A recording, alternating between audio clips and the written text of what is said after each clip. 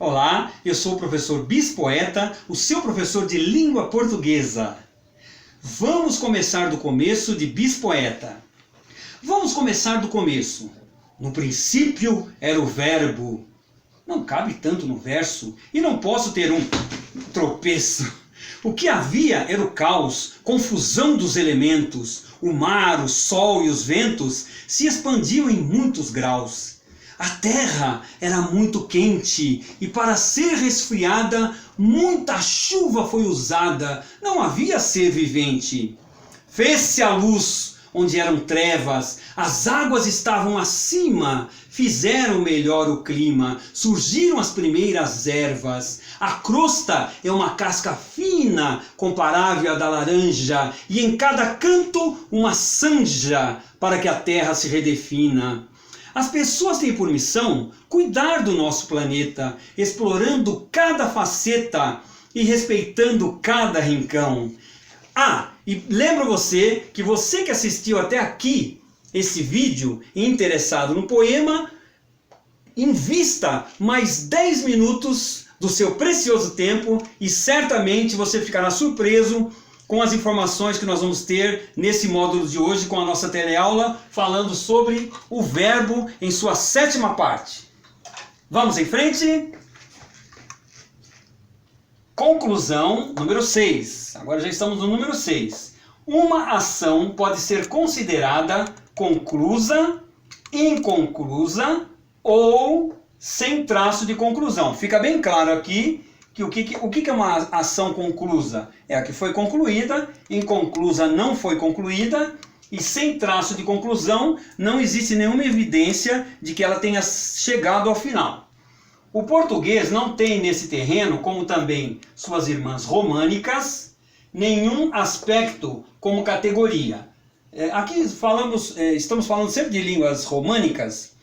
Existe um ramo do latim, que são as chamadas línguas românicas. Dentre elas, nós podemos citar italiano, francês e o romeno. Vou ficar só nessas três, que se vocês forem conversar um dia com um italiano ou talvez com italiano sejam, talvez mais, como são línguas românicas, se você pedir para o italiano falar um pouco mais devagar e você também falar um pouco mais devagar, pode ser que haja um entendimento, mesmo falando línguas diferentes, português e italiano. Por quê? Como são línguas que têm em comum o latim, nós vamos perceber que tem muitas palavras que nós vamos identificar. E da mesma forma o italiano vai identificar muitas palavras da nossa língua. Tudo bem? Eu já fiz a experiência e consegui me comunicar com o italiano, ele falando fluentemente o italiano e eu falando fluentemente o português. Tudo bem?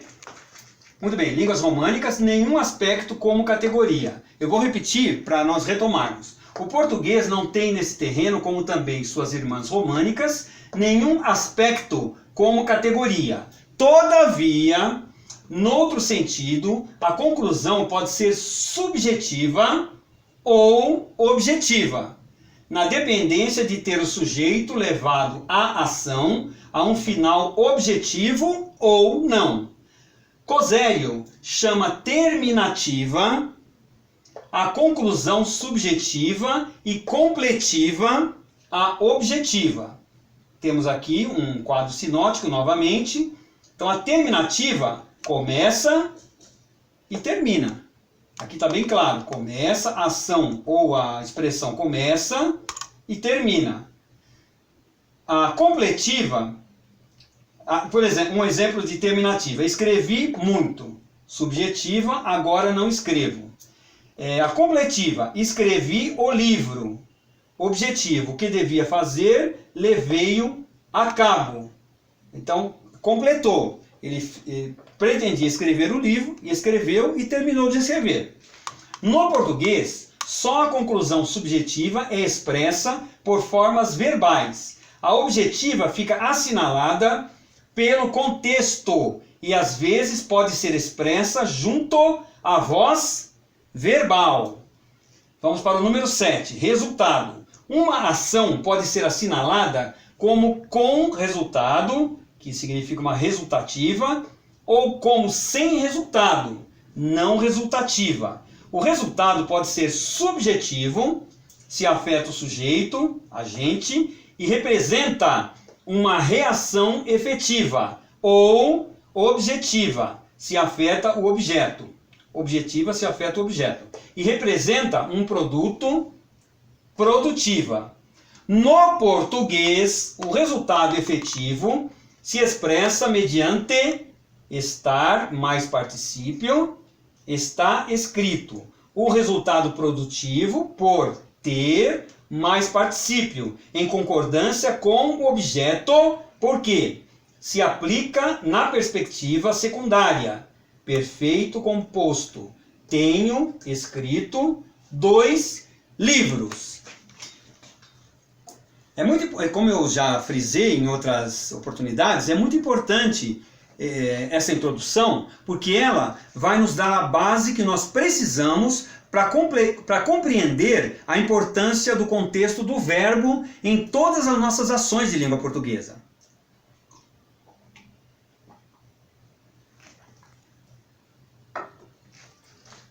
Prosseguindo, número 8, visão. É a categoria segundo a qual o falante pode considerar a ação verbal em todo ou parcialmente em fragmentos entre 2 pontos de seu curso. Na visão parcializante, podem-se diferenciar diversas possibilidades. Quando eu digo estar fazendo, vir fazendo, ir fazendo, andar fazendo, prosseguir fazendo, e aqui nós temos a ação na base do triângulo, e aqui logo abaixo do triângulo nós temos A, que vai até B, e B que vai até C. Tudo isso, todo esse triângulo, essa visão angular, vai ser explicada a partir de agora, explicitando esta visão angular. Pelo esquema, vê-se a ação entre 2 pontos, A e B. Ambos podem coincidir em C. Isto é, podem ser pontos de começo e término de ação, o que não se expressa na forma do verbo e deve ser dito completariamente. Estive lendo o dia todo. Explicita-se em português com estar mais gerúndio, estou fazendo, ou estar a mais infinitivo, estou a fazer. E notem que aqui nós temos uma característica muito marcada entre o português falado no Brasil e o português falado do outro lado do Oceano Atlântico, em Portugal. Nós falamos, estou fazendo. É perfeitamente normal utilizarmos essa expressão, estou fazendo. Agora, nesse momento, estou ministrando aula, estou ministrando. Digamos que fosse eu português. Provavelmente eu diria, estou a ministrar, com aquele sotaque característico dos portugueses. Estou a ministrar, talvez eles dissessem assim, uma teleaula. Tudo bem?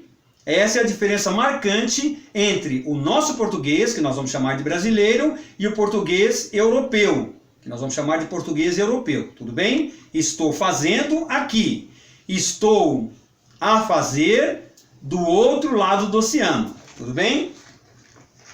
Visão comitativa. Trata-se do acompanhamento da ação verbal em diversos momentos de seu curso, entre A e B, e se expressa em português por andar mais gerúndio, ando fazendo, ou andar a mais infinitivo, ando a fazer. Novamente aqui, a marcação muito clara entre o PB, português brasileiro, e o PE, português europeu. Tudo bem?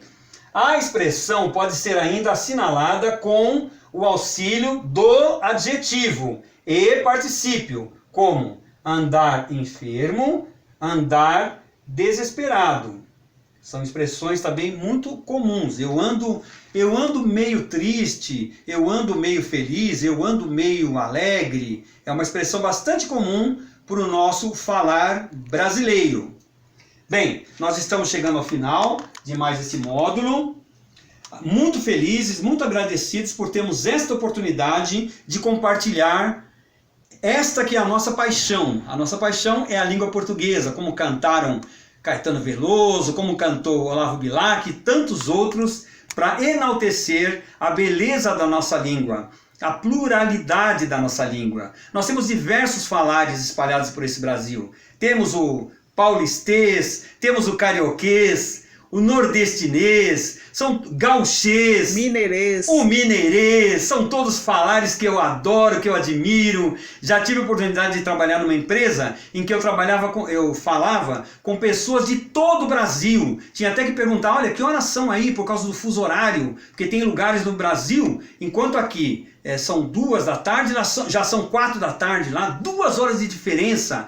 E isso não é um país de dimensões continentais do Brasil, e isso se mostra também muito nos falares. São todos lindos, adoro todos os falares, não há motivo nenhum para nós termos qualquer preconceito contra a pessoa que fala Olinda, por exemplo, que eu acho uma pronúncia maravilhosa, eu falo Olinda, mas a pessoa que fala Olinda parece que torna a capital, a cidade ainda mais bonita, não concorda, Elide? Sim. Olinda. Parece que está chamando, poético, exatamente. Muito bem, continue se inscrevendo no canal, continue tocando no sininho, dando o seu positivo, dando o seu ok, fazendo as suas perguntas, se inscrevendo no canal e não se esqueçam, estou no Google, em várias redes sociais, é só me achar com Bispoeta, tudo junto, Bispoeta, tudo bem? Muito obrigado, sejam muito felizes e tenham uma boa tarde.